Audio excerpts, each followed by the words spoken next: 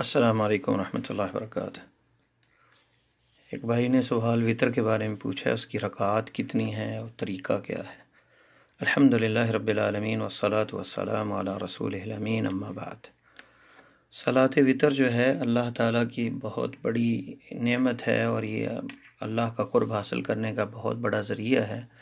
بعض علماء نے اسے واجب کہا ہے، جیسے امام ابو حنیفہ اور زفر رحمہم اللہ، ان کا یہ قول وجوب کا ہے، ان کے ہاں واجب فرض سے کم تر ہے۔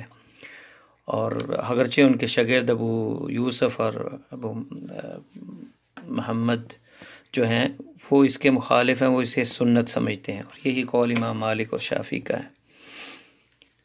اور حقیقت یہ ہے کہ سنت ہے، مؤکدہ سنت ہے، آپ نے اس کی ترغیب دلائی ہے اور رغبت دلائی ہے اس کی۔ اور امام احمد رحمہ اللہ کہا کرتے تھے، جس نے وطر کو چھوڑ دیا فہو رجل سوء، وہ برا آدمی ہے، اس کی گواہی قبول نہ کی جائے۔ تو اس سے تاکید ہوتی ہے کہ یہ وطر جو ہے اس کی بڑی تاکید ہے، اور آپ نے حکم دیا اوتروا یا اہل القرآن، اہل قرآن وطر پڑھا کرو۔ اس کا وقت کب ہے؟ اس کا وقت عشاء کی نماز سے لے کر صبح تک، اور اگر مغرب عشاء کہیں اکٹھی پڑی ہے تو کیونکہ سفر میں بھی آپ نے نہیں وطر کو چھوڑا، تو پھر مغرب کے بعد جو اگر اکٹھی پڑی ہے مغرب کے ساتھ عشاء، تو اس وقت سے لے کے طلوع فجر تک اس کا وقت ہے۔ جیسے کہ حدیث میں آتا ہے، ان اللہ قد امدکم بصلاۃ وہی الوتر جعلہ اللہ لکم فیما بین صلاۃ العشاء الی ان یطلع الفجر، رواہ الترمذی، حدیث نمبر ہے 425، اور شیخ البانی نے صحیح کہا اسے۔ بے شک اللہ تعالیٰ نے تمہیں ایک نماز کا جو ہے اضافہ کیا ہے تمہارے لیے، اور یہ وطر ہے، اور اس کا وقت رکھا ہے تمہارے لیے عشاء سے لے کر طلوع فجر تک۔ کیا اب وطر پہلے وقت میں پڑھنا افضل ہے یا آخر میں پڑھنا افضل ہے؟ تو سنت یہ ہے کہ جس کو امید ہو کہ وہ رات کو اٹھ سکتا ہے تہجد کے لیے، تو وہ مؤخر کرے، اور آخری چیز جو ہے وہ وطر کو پڑھے۔ حدیث ہے جابر رضی اللہ تعالیٰ عنہ کی، صحیح مسلم میں 755 نمبر حدیث ہے، نبی علیہ السلام نے فرمایا، من خاف الا یقوم من آخر اللیل فلیوتر اولہ ومن طمع ان یقوم آخرہ فلیوتر آخر اللیل فإن صلاة آخر اللیل مشہودۃ وذلک افضل۔ آپ نے فرمایا جو ڈر جائے، خوف کھائے، کہ جسے خوف اس چیز کا کہ رات کو نہیں وہ اٹھ سکتا، تو وہ پہلی رات میں وطر پڑھ لے، اور جو طمع رکھے کہ وہ آخری رات میں اٹھے گا، تو آخری رات میں وہ وطر کو پڑھے، کیونکہ آخری رات کی نماز جو ہے مشہودہ، فرشتے حاضر ہوتے ہیں اس کے اندر، اور یہ زیادہ افضل ہے۔ تو دوسری حدیث جو ہے وہ ابو ہریرہ والی کہ اوصانی خلیلی اللہ انام الا علی وطر، کہ مجھے اللہ کے نبی صلی اللہ علیہ وسلم نے وصیت کی کہ میں وطر کے بغیر نہ سوؤں، تو اسے محمول اسی چیز پہ کیا گیا ہے کہ جس کو یقین نہ ہو کہ رات کو وہ اٹھ نہیں سکتا۔ امام نووی نے بھی اس سے یہی استنباط لیا ہے، اسے اس چیز پہ محمول کریں گے۔ اس سے مفہوم یہ نکلے گا کہ جس کو ڈر ہو کہ رات وہ اٹھ نہیں سکتا، وہ وطر پڑھ کے سوئے۔ رکعات کتنی ہے اس کی؟ وطر کی کم از کم ایک رکعت ہے، جیسا کہ صحیح مسلم کی 752 نمبر حدیث میں فرمایا، الوتر رکعۃ من آخر اللیل، ایک رکعت ہے وطر آخر اللیل میں۔ اور دوسری حدیث نبی علیہ السلام نے فرمایا، صلاۃ اللیل مثنی مثنی فاذا خشی احدکم الصبح صلی رکعۃ واحدہ توتر لہ ما قد صلی، یہ رواہ البخاری و مسلم، یہ بخاری کے اندر 911 نمبر اور صحیح مسلم میں 749 نمبر حدیث ہے، جس کا مطلب ہے کہ آپ رات کو دو رکعت نماز، رات کی نماز دو رکعت ہے، تم میں سے کوئی اگر صبح کا ڈر ہو کہ ابھی طلوع ہو جائے گی، تو ایک رکعت وہ پڑھ لے، اور یہ اس کا وطر ہوگا، جو اس نے پڑھا اس کا یہ طاق ہو جائے گا۔ اور اگر 3 رکعت پڑھی جائے تو اس کی بھی 2 صفات ہیں۔ 3 رکعت وطر پڑھنے ہو تو اس کا 2 طریقے ہیں۔ پہلا یہ ہے کہ تینوں وطر جو ہے تینوں رکعت پڑھی جائیں اور آخر میں تشہد پہ بیٹھا جائے، اور اس کی دلیل عائشہ رضی اللہ تعالی عنہا کی حدیث ہے، قالت کان نبی صلی اللہ علیہ وسلم لا يسلم فی رکعتی الوتر وفی لفظ کان یوتر بثلاثہ لا یقعد الا فی آخرہن۔ یہ روایت سنن نسائی کے اندر، بہقی کے اندر بھی ہے، اور امام نووی نے مجموع میں بھی اس کو ذکر کیا ہے، اور امام نسائی نے اس کی سند کو حسن کہا ہے، اور امام بہقی نے اس کی سند کو صحیح کہا ہے کہ نبی صلی اللہ علیہ وسلم آپ سلام نہ پھیرتے، 2 رکعت وتر کی پڑھتے تو اس میں سلام نہ پھیرتے۔ اور ایک لفظ ہے کان یوتر بثلاث، آپ 3 رکعت وتر پڑھتے، لا یقعد الا فی آخرہن، نہ بیٹھتے مگر آخری رکعت میں، یعنی دوسری رکعت میں تشہد میں نہ بیٹھتے۔ دوسرا طریقہ ان یسلم من رکعتین، کہ 2 رکعت پڑھ کے وہ سلام پھیر دے، پھر اکیلی پڑھے۔ اور اس کی دلیل ابن عمر رضی اللہ تعالی عنہما سے ہے کہ انہ کان یفصل بین شفعہ و وترہ بتسلیمہ، کہ آپ اپنے 3 وتر پڑھتے تو فرق اس میں فاصلہ کرتے 2 رکعت اور وتر کے درمیان سلام پھیرنے سے۔ اور ان نبی صلی اللہ علیہ وسلم کان یفعل ذلک، اور اللہ کے نبی صلی اللہ علیہ وسلم بھی ایسے کرتے تھے۔ ابن عمر یعنی اس طرح ان کا عمل تھا، اور وہ کہتے کہ اللہ کے نبی صلی اللہ علیہ وسلم اس طرح کرتے تھے۔ یہ ابن حبان میں 2435 نمبر حدیث ہے۔ اور ابن حجر فتح الباری میں کہتے ہیں کہ اسناد قوی، اس کی اسناد مضبوط ہے۔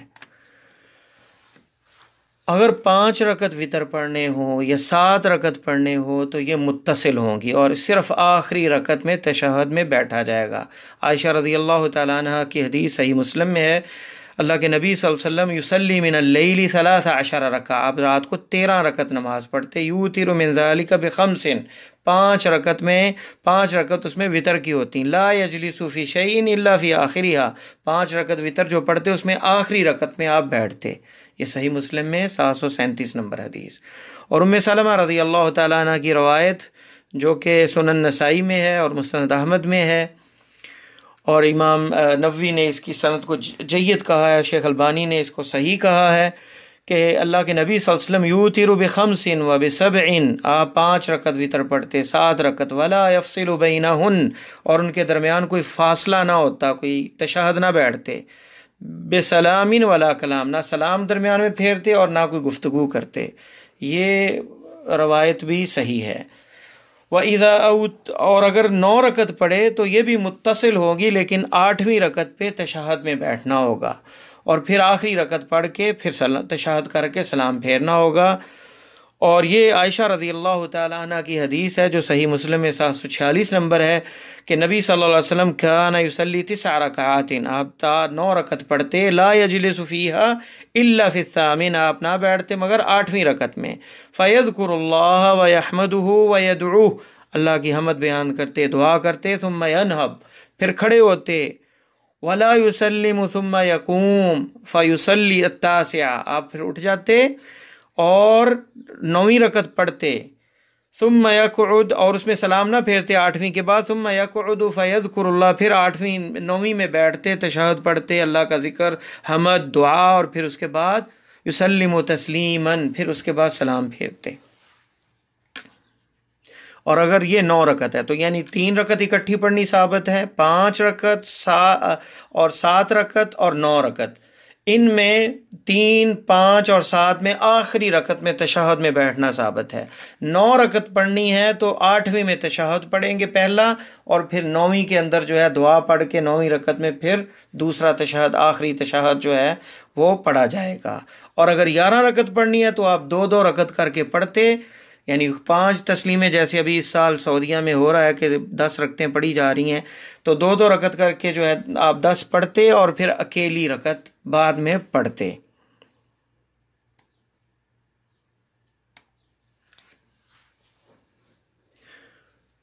اور آپ کیا پڑھتے ان میں؟ پہلی 3 اگر رکعت پڑھتے آپ وتر کی تو سبح اسم ربک الاعلی پوری صورت پہلی رکعت میں، اور دوسری میں کافرون پڑھتے، اور تیسری میں سورہ اخلاص۔ اور یہ سنن نسائی کے اندر ابی ابن کعب سے ہے کہ نبی صلی اللہ علیہ وسلم وتر میں سبح اسم ربک الاعلی اور قل یا ایھا الکافرون اور قل ھو اللہ احد پڑھتے، اور شیخ البانی نے اس کی سند کو صحیح قرار دیا۔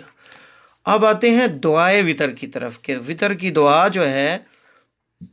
وہ کب پڑھی جائے۔ تو دیکھیں وتر کی دعا جو ہے وہ رکوع سے پہلے بھی پڑھنا ثابت ہے اور رکوع کے بعد بھی۔ شیخ الاسلام ابن تیمیہ کہتے ہیں اپنے مجموع الفتاوی میں کہ لوگ اس میں 2 طرح کے ہیں، کچھ یہ کہتے ہیں کہ پہلے رکوع میں پڑھی جائیں اور کچھ کہتے ہیں بعد میں۔ لیکن فقہا اہل الحدیث کا احمد وغیرہ، امام احمد اور ان کے علاوہ جو ہیں وہ جائز سمجھتے ہیں دونوں چیزیں، کیونکہ سنت صحیحہ دونوں سے ثابت ہے، یعنی پہلے رکوع سے بھی دعا پڑھ سکتے ہیں، بعد میں بھی، لیکن رکوع کے بعد کہتے ہیں پڑھنا جو ہے وہ زیادہ قیاس کے قریب ہے۔ اور اس میں ہاتھ اٹھانے ثابت ہیں، جیسا کہ عمر رضی اللہ تعالیٰ عنہ سے یہ ثابت ہے، اور یہ امام بہقی نے اسے صحیح کہا ہے اس اثر کو۔ اور اپنے ہاتھ کہتے ہیں سینے تک اٹھائے جائیں اور بہت زیادہ نہ بلند کیے جائیں، کیونکہ یہ دعا ہے، اس میں ابتحال نہیں ہے، اور یہ دعائے رغبہ ہے۔ اور اپنے ہاتھ جو ہے وہ پھیلا کر کھڑے ہو اور دونوں ہاتھوں کو جوڑے آپس میں، جیسے جو ہے دعا مانگی جاتی، جیسے کوئی چیز کسی سے لی جاتی ہے۔ دعائے قنوت جو ہے ابو داؤد کے اندر 1425 نمبر، اور ترمذی میں 6464 نمبر، اور سنن نسائی میں 1746 نمبر حدیث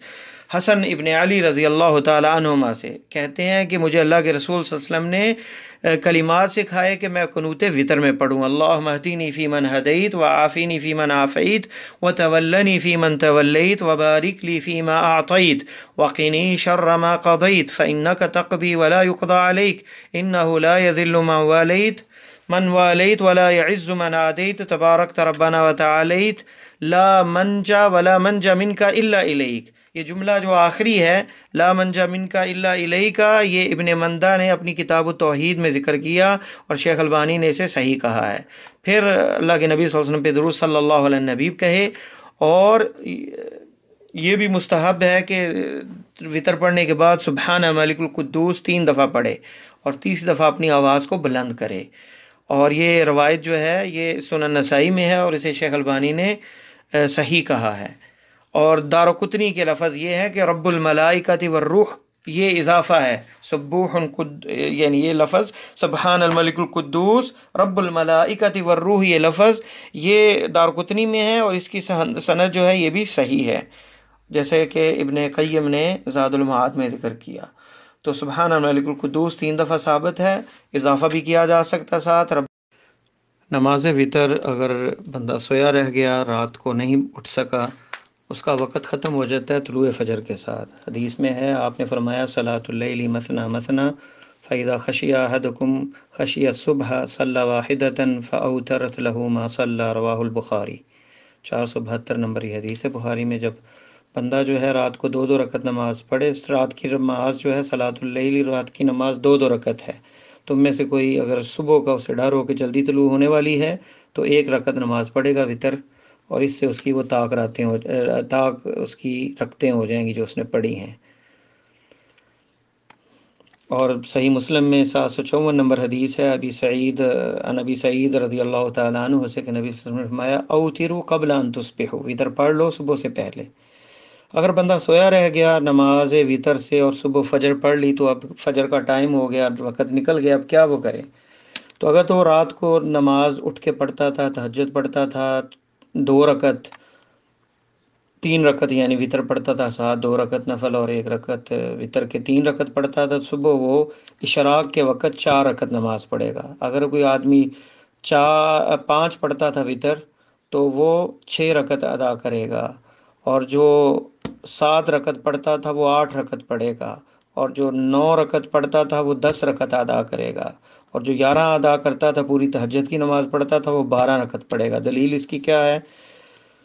دلیل اس کی یہ ہے کہ نبی علیہ السلام کی وہ حدیث جو بخاری اور مسلم میں ہے کہ نبی علیہ السلام جب رات کو 11 رکعت پڑھتے، اور اگر آپ کسی بیماری کی وجہ سے او نومن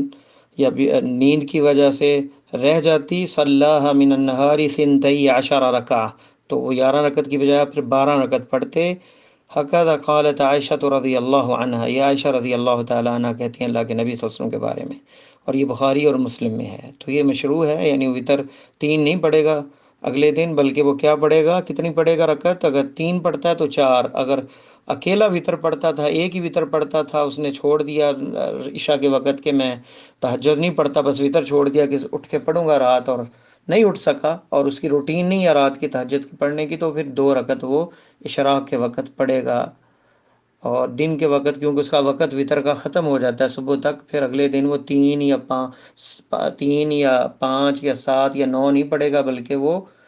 جفت ادا کرے گا